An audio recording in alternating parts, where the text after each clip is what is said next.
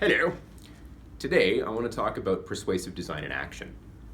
Earlier this month I had promised to bring you stories of innovation and exciting marketing campaigns that are happening in the Indian space and showcase them. So today we're going to talk about a company that I find really exciting. They're called Nearby. These are the Indian successors to Groupon. Nearby identified early on that they are providers of experiences to their company, to their customers, first and foremost. But their customers at that point were students. And don't get me wrong, students are great. But students are not able, most of the time, to be loyal because they just don't have the money. Or they haven't had the life experience to become loyal yet. So Groupon decided that they wanted to move to a more mature audience.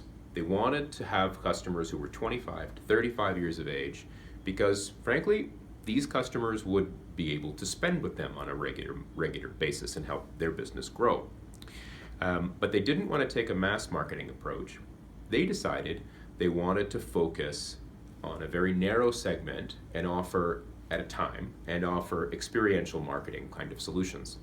So in this case, what they did is they offered a chance to act alongside one of India's greatest film stars, and they would have them audition in a format that'd be very familiar to most of us. It was a reality TV show style.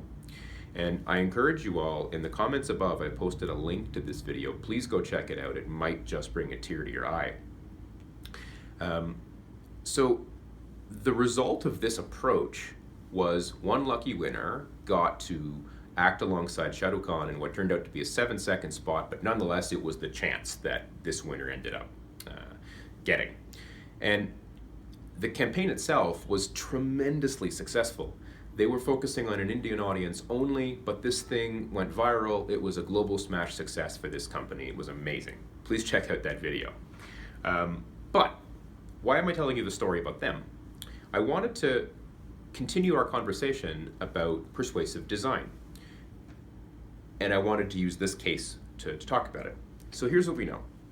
We know that people make decisions when these criteria are there.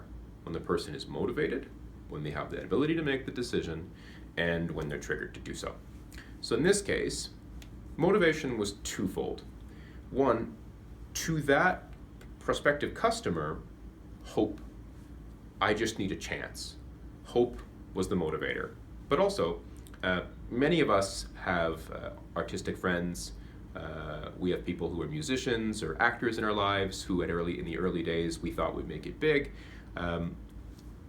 Becoming an artist can be a somewhat rebellious motivation. Many times parents and family would prefer that this aspiring artist take a more traditional path. So these folks are motivated by hope and maybe a little bit of rebelliousness. Now, on ability, we know we need the ability to make the decision. Signing up for this thing was free.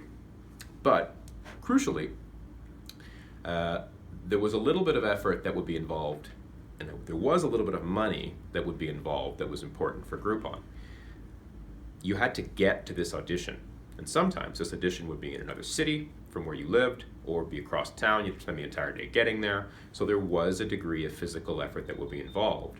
The mental effort was also relatively present, or relatively high, because getting ready to audition for this thing can be an anxiety-inducing task. But overall, this group of customers would be quite familiar with the demands, and they would definitely be able to make this decision. Now, in this case, what we ended up with is customers who were very highly motivated, who had a higher, maybe not the highest, but they had a high degree of ability to make this decision. So then we just need to talk about the trigger now. There were 3 kinds. There's reminders. We may know them as notifications.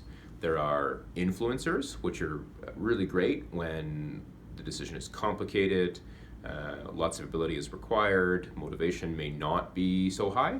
And then there's calls to action. Now in this case, that's what they did. Nearby just put up one landing page that required them to fill out basic information so that they could get the ball rolling. Now, that's called a call to action. It was very easy to do. So to sum it up, I'm a big proponent of this. Mass marketing campaigns can have some impact on building awareness for sure. But if you're trying to win loyal customers who are going to continue buying from you repeatedly, who are going to really help move the needle on your revenue growth, then focused customer segmentation with a deep understanding of how a group of customers makes decisions is likely to have a much bigger impact than mass marketing campaigns would be. So the next time you're thinking about your marketing campaign, try to think through some questions like, am I narrow enough or am I focused enough in my customer segmentation?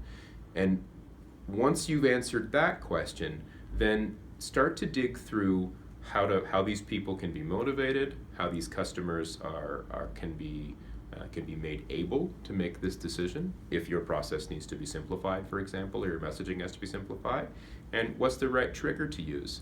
So again, thank you so much for tuning in. I hope you enjoyed my video. Please check out the nearby video above. He's a fabulous speaker, the CEO Anchor. Please go check him out, and I look forward to our next chat, and I look forward to some comments below too. Thanks, everybody.